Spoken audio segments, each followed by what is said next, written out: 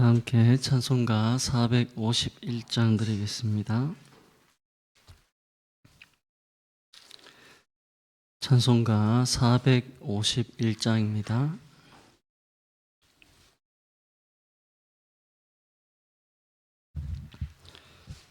예수 영광 버리사 451장 드리겠습니다.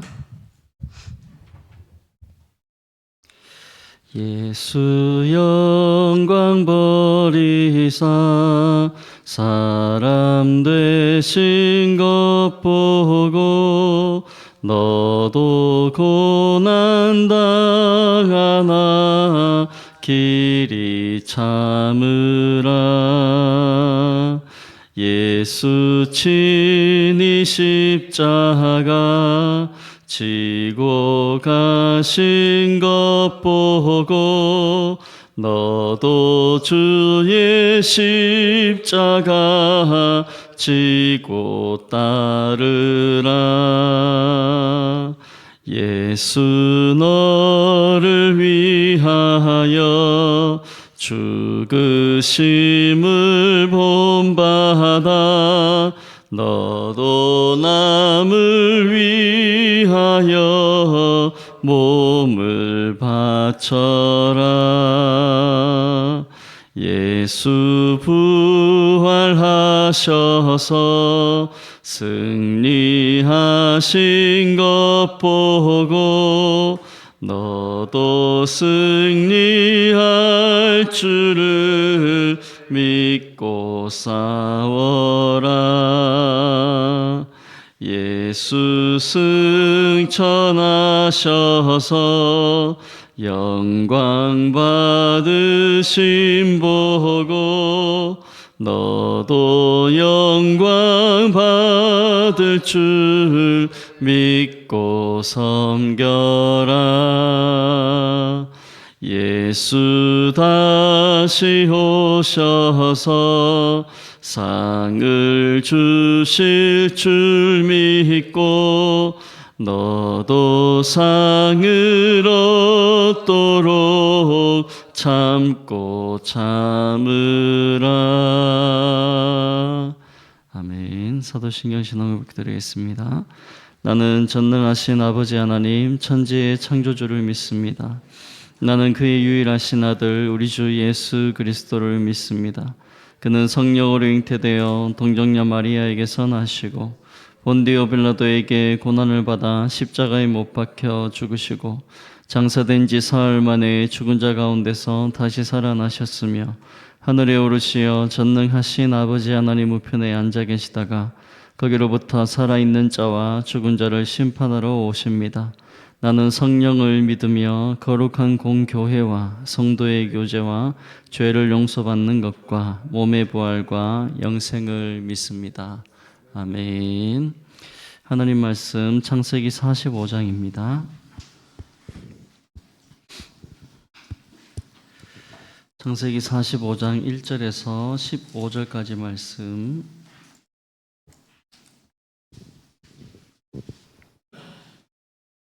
제 성경으로 구약 성경 71면쯤에 있습니다. 창세기 45장 1절에서 15절 한 절씩 교독하고 15절 함께 봉독하겠습니다. 1절 먼저 제가 읽겠습니다. 요셉이 시종하는 자들 앞에서 그 정을 억제하지 못하여 소리질러 모든 사람을 자기에게서 물러가라 하고 그 형제들에게 자기를 알리니 그때에 그와 함께한 다른 사람이 없었더라. 요셉이 큰 소리로 우니 애굽 사람에게 들리며 바로의 궁중에 요셉이 그 형들에게 이르되 나는 요셉이라. 내 아버지께서 아직 살아계시나이까? 형들이 그 앞에서 놀라서 대답하지 못하더라. 요셉이 형들에게 이르되 내게로 가까이 오소서. 그들이 가까이 가니 이르되 나는 당신들의 아우 요셉이니 당신들이 애굽의 반자라. 당신들이 나를 이곳에 팔았다고 해서 근심하지 마소서. 한탄하지 마소서. 하나님이 생명을 구원하시려고 나를 당신들보다 먼저 보내셨나이다. 이 땅에 2년 동안 흉년이 들었으나 오직 5년은 밭갈이도 못하고 주수도 못할지라. 하나님이 큰 구원으로 당신들의 생명을 보존하고 당신들의 후손을 세상에 두시려고 나를 당신들보다 먼저 보내셨나니 그런즉 나를 이리로 보낸 이는 당신들이 아니요 하나님이시라. 하나님이 나를 바로에게 아버지로 삼으시고 그 온 집의 주로 삼으시며 애굽 온 땅의 통치자로 삼으셨나이다. 당신들은 속히 아버지께로 올라가서 아뢰기를 아버지의 아들 요셉의 말에 하나님이 나를 애굽 전국의 주로 세우셨으니 지체 말고 내게로 내려오사 아버지의 아들들과 아버지의 손자들과 아버지의 양과 소와 모든 소유가 고센 땅에 머물며 나와 가깝게 하소서. 흉년이 아직 5해가 있으니 내가 거기서 아버지를 복양하리이다. 아버지와 아버지의 가족과 아버지께 속한 모든 사람에게 부족함이 없도록 하겠나이다 하더라고 전하소서. 당신들의 눈과 내 아우 베냐민의 눈이 보는 바 당신들에게 이 말을 하는 것은 내 입이라. 당신들은 내가 애굽에서 누리는 영화와 당신들이 본 모든 것을 다 내 아버지께 아뢰고 속히 모시고 내려오소서 하며 자기 아우 베냐민의 목을 안고 오니 베냐민도 요셉의 목을 안고 오니라. 함께 읽겠습니다. 요셉이 또 형들과 입 맞추고 안고 오니 형들이 그제서야 요셉과 말하니라. 아멘. 설교 전에 장례 광고 드리겠습니다. 고 박병혜 권사님 소천하셨습니다. 박병혜 권사님 소천하셨고 86세 엘림회 소속입니다. 빈소는 국민건강보험공단 일산병원 장례식장 8호실인데 경기도 고양시 일산에 있습니다. 위로 예배가 오늘 오후 2시 30분에 있고 교회 출발은 오늘 오전 10시에 교회에서 출발하도록 하겠습니다. 오가는 걸음이 어제 저녁 수요 예배 마치고 안 막히는 시간에 보니까 한 3시 한 40 몇 분 걸리는데 왕복 한 8시간 정도 운전을 해야 될 것 같습니다. 교육자들 사고 나지 않도록 위에서 기도해 주시면 감사하겠습니다. 오늘 읽은 이 창세기 45장 전체의 내용은 하나님께서 요셉의 이 모든 고난 그리고 억울함을 통해서 야곱의 가정을 살리시고 그 언약의 역사를 이어가시는 가운데 이제 마침내 요셉이 형들과 화해하고 또 하나님의 섭리를 고백하는 장면이 나오고 있습니다. 그래서 본문은 이 단순한 어떤 가족 상봉 이야기가 아니라 하나님께서 이 인간의 죄와 실패까지도 구원의 계획 안에서 어떻게 사용하시는가 그런 하나님의 주권, 하나님의 은혜를 보여주고 있습니다. 내용별로 나누면 1절, 2절에서 요셉은 이제 더 이상 감정을 억제하지 못하는 모습을 보입니다. 모든 시종을 물러가게 한 후에 형들 앞에서 크게 울고 자신의 감정을 터뜨립니다. 이 울음소리가 애굽 궁중까지 들렸다라고 말씀하고 있습니다. 즉 요셉이 눌러왔던 어떤 감정들, 상처와 억울함과 또 가족에 대한 그리움과 또 하나님께서 이루신 이 섭리에 대한 감격 이런 여러 감정들이 한꺼번에 터져 나오는 순간이었습니다. 중요한 건 요셉은 이 순간을 어떤 자기를 그렇게 팔아버린 형들에 대한 복수로 상황을 대하지 않고 회복과 화해의 자리로 나아가는 모습을 보이는 것입니다. 3절 4절에서 요셉은 형들에게 나는 요셉이다 라고 밝힙니다. 형들은 자신들이 팔아버린 이 동생이 요셉의 통치자, 애굽의 통치자가 되어서 눈앞에 서 있었기 때문에 너무 놀라서 아무 말도 하지 못하고 있었습니다. 이에 요셉은 가까이 오소서라고 말하면서 그들을 품고 당신들이 애굽의 판자가 자신이라고 직접 말하고 있습니다. 즉 과거를 외면하지 않는 정직함을 잊고 하지만 그 목적이 또 형들을 정죄하기 위해서가 아니라 회복을 위해서 나아가는 모습을 보이고 있습니다. 5절에서 8절까지 요셉은 이 자신과 가족에게 일한 모든 일들을 하나님의 섭리라고 해석하고 있습니다. 이 고백은 요셉의 신앙 고백이라고도 할 수 있습니다. 요셉은 형들에게 자신을 판 일 때문에 근심하거나 한탄하지 말라라고 도리어 위로하는 모습을 보입니다. 이유는 하나님께서 생명을 구원하시기 위해서 자신을 먼저 보내셨다는 것입니다. 5절, 7절, 8절에 보시면 반복해서 요셉은 하나님이 나를 먼저 보내신 것입니다. 또 나를 이리로 보낸 이는 당신들이 아니라 하나님이십니다. 라고 고백합니다. 물론 이렇다고 해서 형들의 죄가 사라지는 것은 아닙니다. 그러나 하나님은 그런 인간의 악함까지라도 사용하셔서 더 큰 구원의 역사를 이루신 것입니다. 결국 요셉은 자기 인생을 억울한 일을 당한 것으로 해석하지 않고 하나님의 섭리로 해석한 것입니다. 9절에서 13절까지 요셉은 이 야곱의 가족을 살릴 계획을 말합니다. 요셉은 형들에게 속히 아버지에게 돌아가서 그 가족 모두를 애굽으로 다시 데려오라고 말합니다. 이유는 앞으로 이 흉년이 5년간 계속될 것이기 때문이었고, 요셉은 고센 땅에서 그 가족을 보호하고 책임지겠다고 약속을 합니다. 마지막 14절 15절에서 요셉은 동생 베냐민과 껴안고 울고 다른 형들과도 입 맞추고 울고, 형들은 그제야 요셉과 말을 하기 시작했습니다. 여기서 오랫동안 깨어져 있던 관계가 회복되어지고, 또 두려움과 죄책감이 없는 어떤 은혜 앞에서 무너지고, 형제들은 다시 진정한 가족으로 서게 된 것입니다. 그러니까 여기에 나오는 이 화해라는 것이 어떤 단순한 감정적인 화해로 그치는 게 아니라 하나님께서 이루신 구원의 역사 안에서 이루어진 화해라고 할 수 있는 것입니다. 저는 이 말씀을 어떤 화해, 구속사적 관점에서 보려고 합니다. 요셉이 형제들과 이룬 화해가 어떤 우리가 보는 드라마, 영화보다도 더 극적인 영적인 화해, 복음 안에서의 화해라고 할 수 있기 때문입니다.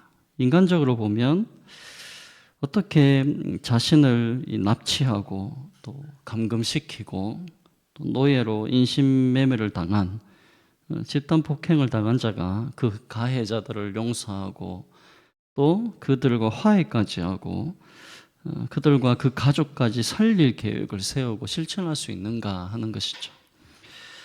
우리는 억울한 일을 당할 때 대부분 어떤 반응을 보이는가? 당신 때문에 내가 이 피해를 입어야 합니까? 당신 때문에 우리가 왜 이런 손해를 봐야 됩니까? 당신에게 아무 잘못한 것도 없는데 왜 거짓말을 하고 사기를 쳐서 내 인생을 망쳤습니까? 또 왜 당신 때문에 우리 공동체가 이렇게 힘든 일을 겪어야 됩니까? 라는, 내게 피해를 입히고 내게 상처를 입히고 내게 손해를 입힌 자들에게 우리는 법적인 책임을 물어서라도 그 손해 당한 것을 갚게 만드는 게 보통 우리의 모습이죠. 그런데 오늘 요셉은 이 모든 상식적이고 합리적이고 당연한 이치를 뒤집어 엎는 반응과 태도와 자세를 보이고 지금의 상황들을 대하고 있는 것입니다. 어떻게 이런 일이 요셉에게 가능했는가 하는 것입니다. 이유는 요셉이 자기 인생을 단순히 사람이 내게 행한 일로 보지 않았기 때문입니다. 오히려 요셉은 자기 인생을 하나님의 관점으로 해석하기 시작한 것입니다.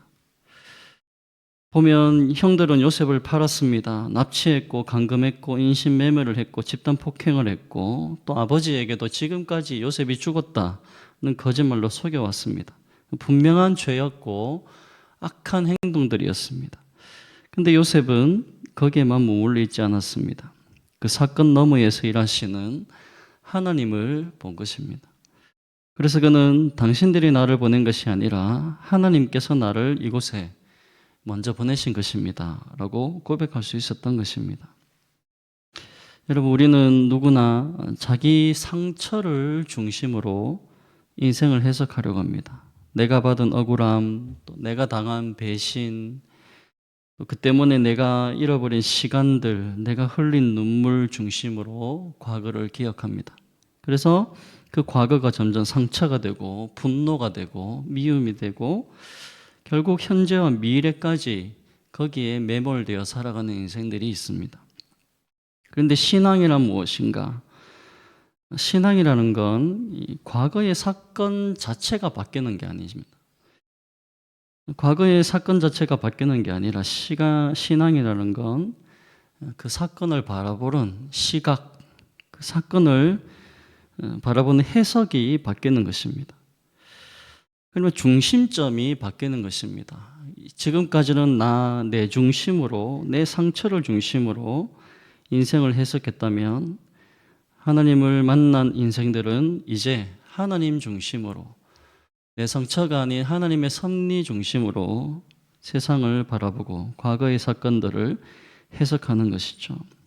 그래서 그리스도 안에서, 하나님 안에서 그 과거의 상처와 의미들이 완전히 새롭게 해석이 되는 것입니다.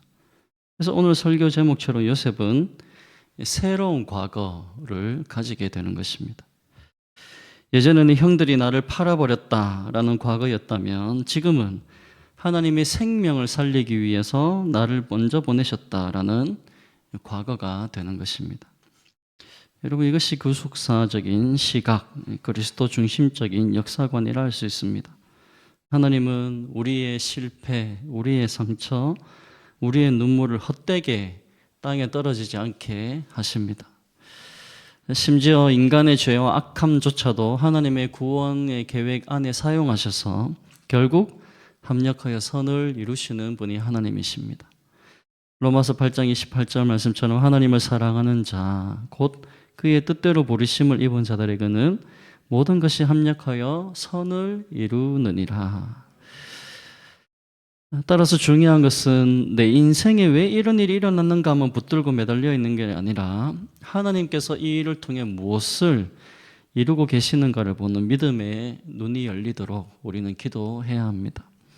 요셉은 하나님의 은혜의 역사로 그 눈이 열리게 된 것입니다. 그래서 복수 대신에 화해를 선택할 수 있었고, 미움 대신에 용서를 선택할 수 있었고, 원망 대신에 하나님의 선하신 역사를 고백할 수 있었던 것입니다.